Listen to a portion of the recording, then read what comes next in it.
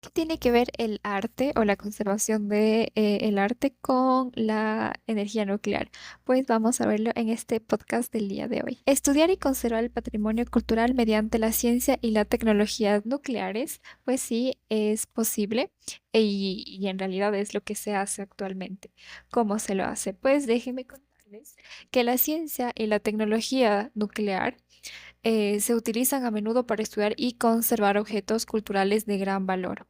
Como sabrán, los objetos culturales de civilizaciones pasadas o los objetos culturales de la antigüedad, pues dependiendo de qué tiempo sean, tendrán miles de, bueno, cientos de miles de años. Entonces, ¿cómo se conservan estos objetos que son tan preciados hoy en día, son tan valiosos? Porque al fin y al cabo son un recuerdo de las civilizaciones que estuvieron antes de nosotros.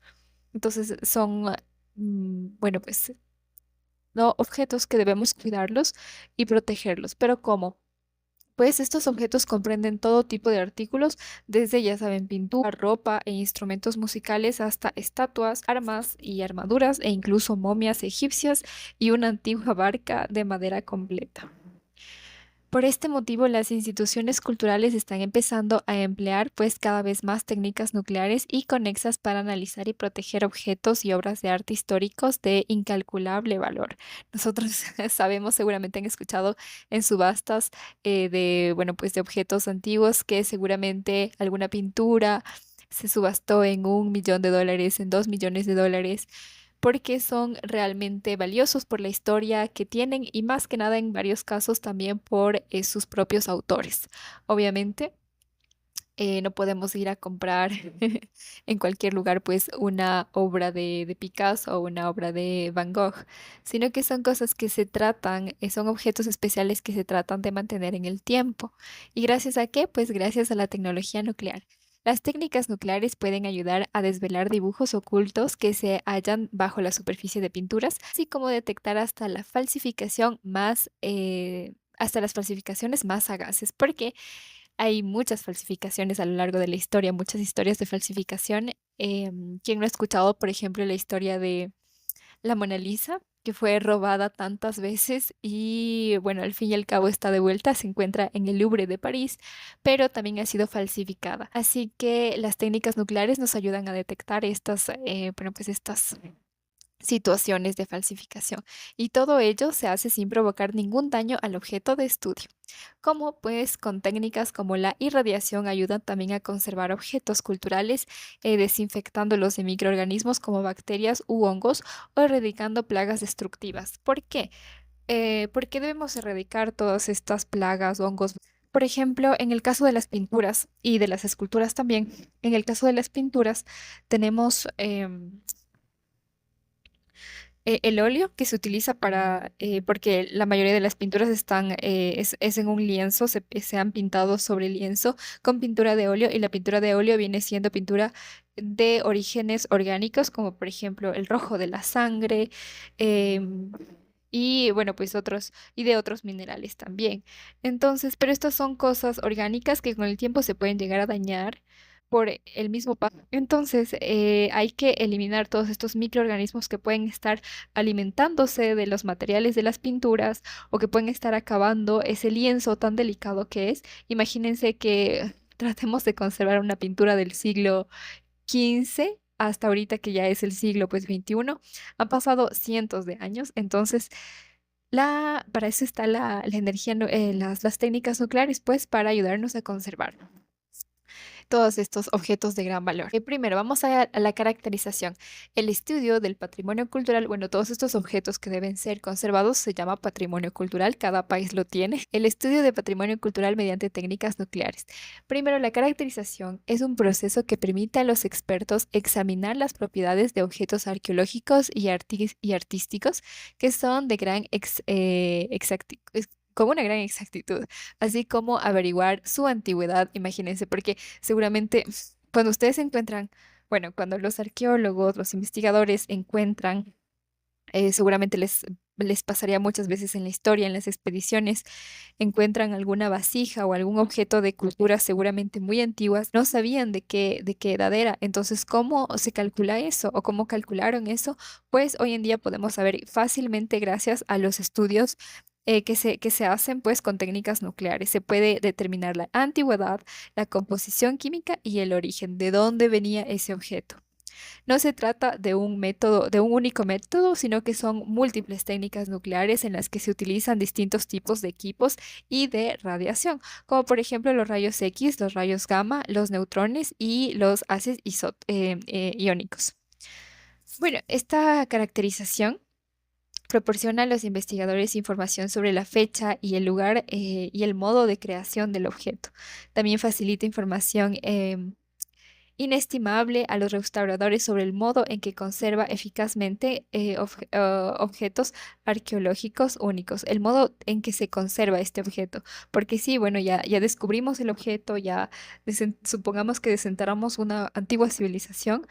Entonces encontramos muchos objetos arqueológicos, sí los tenemos, pero ahora ¿cómo se conservan? Porque al fin y al cabo el tiempo va a seguir pasando y qué va a pasar con estos objetos y ahora que están más a la intemperie, porque ya no están enterrados, por ejemplo, sino ya están a la intemperie y expuestos a cualquier factor del ambiente, pues también hay que saber cómo cuidarlos y cómo protegerlos.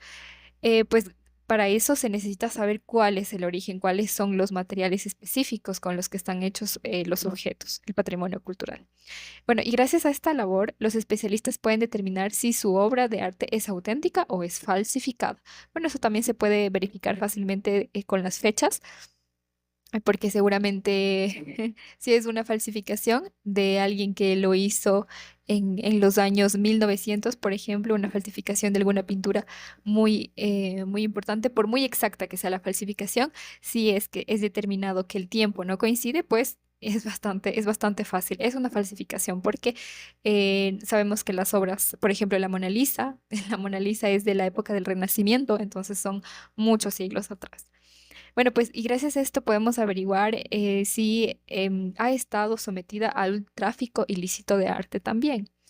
El uso de la caracterización también puede ayudar a revelar estructuras internas como por ejemplo grietas, fracturas y defectos de un objeto, incluso cuando no puede verse a simple vista, ¿va? En el caso, por ejemplo, de las estatuas, de los jarrones, de las momias incluso. em, entonces, he aquí una descripción general de algunas de las técnicas analíticas nucleares que se utilizan con más frecuencia para la caracterización. Ahora vamos a otro punto llamado el análisis de la composición elemental. ¿Qué es esto? Es cómo los rayos X ayudaron a desvelar los secretos de la técnica pictórica de Da Vinci. Sí, tal y como lo escuchan, nada más y nada menos que el autor de la Mona Lisa y de otras muchas obras más, pero la Mona Lisa creo que es una de las más icónicas. Entonces, como les comentaba, la Mona Lisa fue algunas veces, ha sido falsificada, también ha sido robada del Louvre de París, pero hoy en día se encuentra en su lugar en donde tiene que estar. Bueno, uno de los métodos que se utilizan para analizar la composición elemental de las pinturas, los manuscritos, las monedas, las cerámicas, es el análisis por fluorescencia de rayos X. Al exponer una muestra o cualquier pintura o cualquier objeto que tengamos a los rayos X, los científicos hacen que los elementos químicos de la muestra liberen radiación. Puesto que esta radiación es única para cada elemento, es posible determinar con exactitud, pues, la composición de la obra química de la obra de arte, perdón. En el 2010, les cuento que en el 2010 los científicos de Francia utilizaron este método de rayos X pues para estudiar a la Mona Lisa. Una obra bueno, sabemos que es una obra maestra y esta nada más y nada menos es del siglo XVI por el pintor italiano Leonardo da Vinci.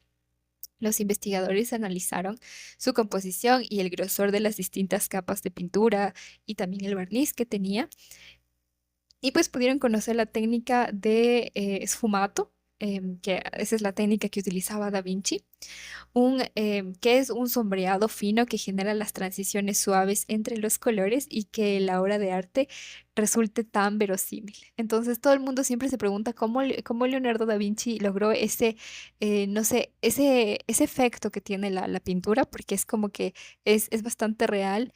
Y también es bastante cautivadora. Nos invita a seguir mirándola. Entonces, gracias a los rayos X, a esta técnica nuclear, pues sabemos que Leonardo da Vinci Él no nos ha contado, pero sabemos que él utilizó su técnica de esfumato. Y también otros enfoques empleados para examinar la composición química y la estructura de los materiales comprenden pues la difracción de rayos X y el análisis por activación neutrónica y varios métodos que hacen de haces iónicos, por ejemplo, y como la emisión de rayos X inducida por protones, la emisión de rayos gamma inducida por protones o la espectrometría de masas con aceleradores. Pues todas estas son técnicas nucleares que les estoy comentando. Y bueno, pues les comento que entre las obras de arte cuya composición elemental se analizó mediante técnicas nucleares, cabe mencionar las siguientes. Una estatua de oro de 500 años de antigüedad por el escultor, bueno, uno de los escultores tan conocidos de su época, llamado Benvenuto Cellini, y su obra llamada El Salero, que fue robada y posteriormente fue recuperada en los bosques de Viena, en Austria. La historia, el patrimonio cultural tiene muchísima historia y eso es algo que me apasiona bastante, por eso les comento sobre esto. También otro objeto fue un retrato centenario de San Jorge de Albania y objetos de oro y piedras preciosas que proceden de el reino de Ayutthaya, perdón, que existió en Tailandia actual en los siglos XIV y entre los siglos XIV y XIX. Ah, perdón, 14 y 18. Bueno, entonces eso es algo de lo que les quería comentar. Realmente este tema es bastante largo, pero me extenderé en el siguiente podcast y les invito a que me comenten o también se suscriban y me cuenten si desearían que les hable sobre alguna técnica en específico o alguna obra que ustedes sepan que ha sido robada o falsificada. Y ya estaremos discutiendo sobre esto en los siguientes podcasts. Chao, chao.